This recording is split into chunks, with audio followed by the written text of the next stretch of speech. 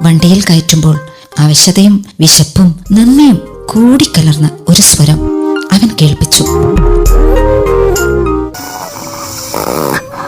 ദയനീയമായ ആ ശബ്ദം ആകാശത്തിൽ അലിഞ്ഞു. പിങ്കിയുടെ പാദങ്ങളിൽ തലവെച്ച് അവൻ പതുങ്ങിക്കിടന്നു. വണ്ടി സാൻതോമിന്റെ പടി കടക്കുമ്പോൾ വരാന്തയുടെ അറ്റത്തെ മുറിയുടെ ജനലഴികളിൽ പിടിച്ച് അകലേക്ക് നോക്കി നിൽക്കുന്നത് അമ്മാമ തന്നെയെന്ന് പിങ്കിക്കുറപ്പായി. വണ്ടി നിന്ന പാടെ അവൾ അമ്മാമയുടെ അടുത്തേക്ക് പറന്നു. അമ്മ തൻ മുന്നിൽ